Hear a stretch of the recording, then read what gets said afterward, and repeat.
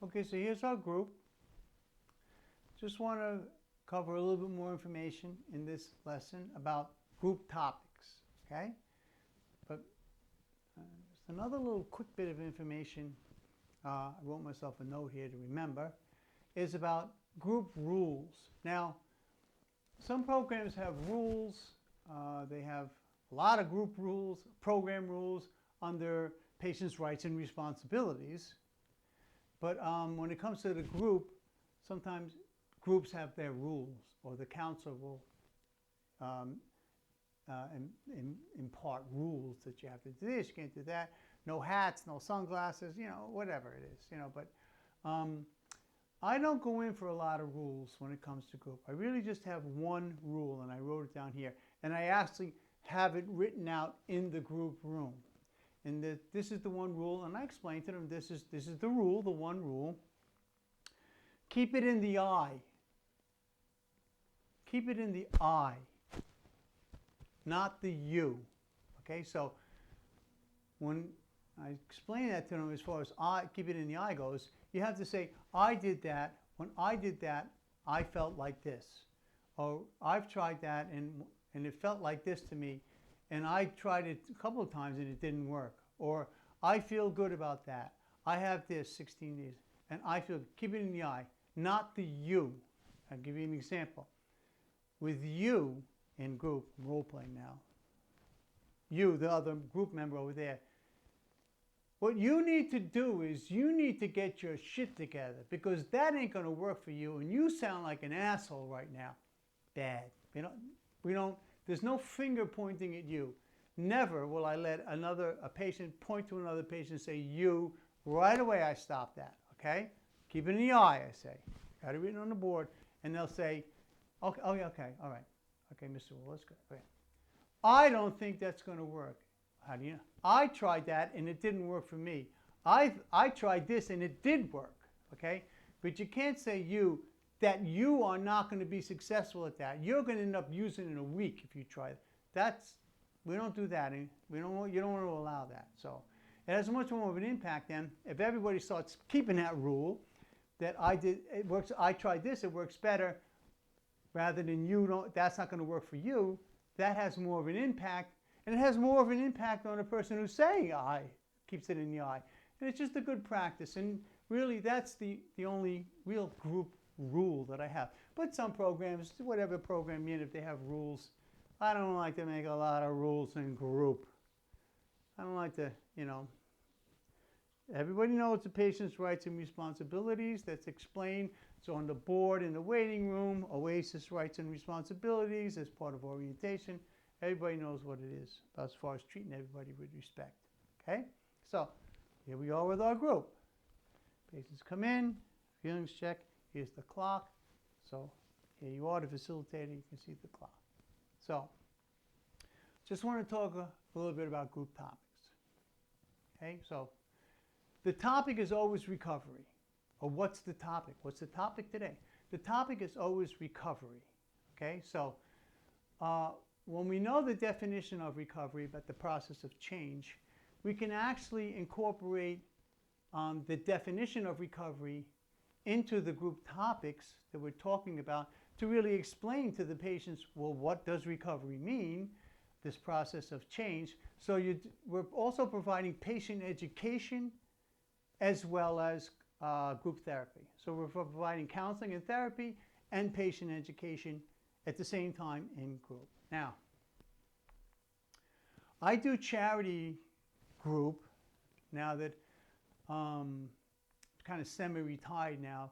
I'm an adjunct assistant professor in the addiction studies program at our local community college here. So, but I still volunteer at a Catholic Charities crisis center, crisis stabilization center here in my county, and I do group there on Wednesdays from 2 to 3. So I'm there at 2 o'clock, and they see me there, and these people are it's a crisis stabilization center, but sometimes they're just there. They're only there a few days. They can keep them there for 2 or 3 weeks till they go to somewhere else. So there's some of them know me as the weeks go by, because I'm there every Wednesday. But what I do, I'm walking down the hallway, because when it comes to group, I was trained that when group is at 2 o'clock, at 10 to 2, you're walking down the hallway telling everybody it's group. If you're in an inpatient rehab and there's like a meeting at, you're down in the, if it's at 7 o'clock, you're down there in the hallways shouting, letting people know the meeting's starting at 10 minutes. You don't wait till 7 o'clock to start looking for people. So I walk through the hallways at 10 to 2, and I'm saying, meeting in the group room at 2 o'clock, 10 minutes, bring your feelings. I say stuff, that's what I do. That's like the other therapy counselors and the nurses and stuff there kind of have a little fun with me at that's my mantra. But I'm down there, meeting 10 minutes in the TV room, bring your feelings. And so I kind of set the stage, but they bring it. They bring their feelings. And, they come, they bring our feelings. Oh, they get a little scared. Oh, I don't want to do that, Or I don't have any. Yes, you do. Bring them. And they end up bringing it because I set the table for that. They bring their feelings. And this, right away, I'm coming in, I'm only there once a week. Some of the people don't even know me. They just, they think I'm a doctor. But yeah, they bring their feelings. So sometimes I don't have a lot of time with them. So I give them something to talk about. Okay, so I read them. Okay, so what's the topic? They'll say, the topic is always recovery. And recovery is a process of change. I give them that first bit of information. And I say to them, you can do this too, what's something you think you need to change about yourself? What do you need to change? Or something that you're doing that's not working for you? Or something that you used to do that did work for you, now you're not doing it and you want to do it again? Or you're doing something over and over again and it never works for you? Okay, what's something you need to change about your thinking, your behavior, your attitude? That's how I start out. Who'd like to go first? Boom, hands go. Okay, I'll give you numbers. 1, who's going? 2, 3, 4. Their hands go up. I've gone 5, 6, and sometimes I'm in there with 15 men and women. So we get through it. I say, I got to get quick. Just remember your number. Boom, boom, boom, boom, boom, boom, boom, boom, boom. And they really do bring it, and that's what they're discussing. Okay, the other part is to improve your health and wellness. What can you do? What can you do? And now during recovery here in the crisis center, or now during group, what can you do to improve your health and wellness? And wellness is not the absence of disease. Wellness is like emotional, mental, spiritual. What can you do to improve your health and wellness and live a self-directed life? And again, so I'm actually, though the topics are about recovery, the definition of recovery. So I'm giving them patient education at the same time. Just an idea, okay? But then when it comes to that feelings check, when it comes to topics, I was writing some down last night in preparation for this, but I'm just going to give you some of what we're talking about. Okay, so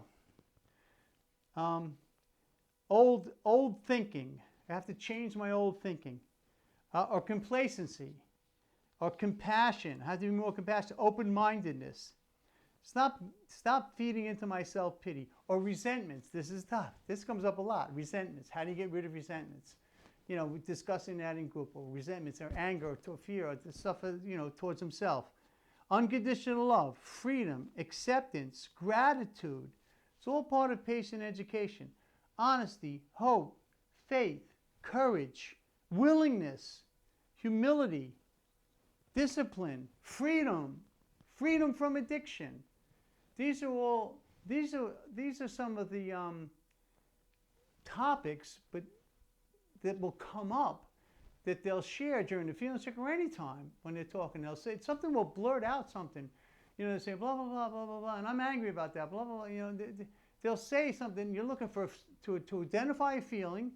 Or something moral, some moral character, or something that they're lacking that they want to have, you're looking for this when they're talking, and you're making note of it, and these are all good topics, okay? So it's just another thing. What I would do over here on the bookshelf, I have a little bowl here. There's like a topics basket. So I let them pick topics. I have a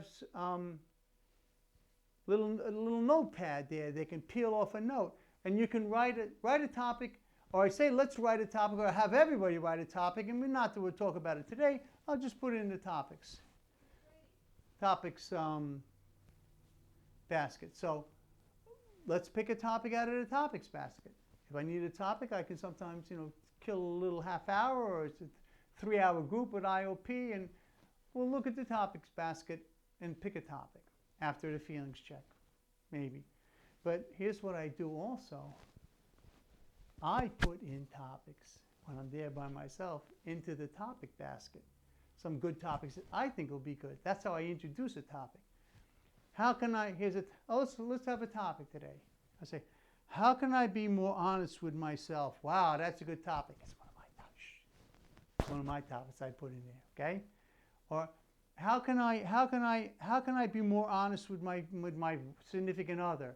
Or how can I do this? Or how can I do that? Or what can I do to be better at this? What can I do to be a better parent?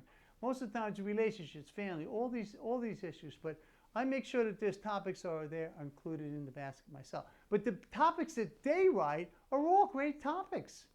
And sometimes I just read them. It's like shake it up, And when we with IOP, with a 3-hour group or the long group, an hour and a half with the feelings check and picking out something. Okay. When we come back after the break, I make it more directive, where I'll say let's who pick a topic, or pick out a topic, or recovery is a process of change. What do you need to change? I'm a little more directive the second half of the IOP, but these are all issues that are going to come up that you have to be aware of. Okay, you don't want to be sitting in group talking about the Super Bowl or who won the game. You watch that home run or Grand Slam home run last night. The Yankees won. Mets. You don't want to be talking about that. Okay, you don't want to be spending a lot of time talking to one individual about something that's going on with them, because the rest of the people will lose interest and say, why are we spending so much time? That's really kind of not fair to everybody else, and then you start to lose people. So you want to always be asking yourself, and I mention this all the time because I have another course on just on resistance management. With resistance management, you want to, in individual and group counseling session, you always want to be asking yourself, do the patients perceive, or does the patient perceive, an individual, do the patients perceive that what we are discussing, what we are talking about, will be, from their perspective, from their perception, you got to ask yourself, from their perception, do they perceive that what we're talking about will be helpful to them, to their success in recovery and treatment? Well, what we're talking about in group today, or individual, will it help me? Will it help me be successful in achieving my treatment plan goals, or achieving recovery? Okay, that's what we want to talk about. Or always be asking yourself. Talk about things that they perceive is going to be helpful to them in their treatment plan goals and objectives. Okay, so that's just a little information about topics and what you're looking for in a little topic basket. Okay, all right.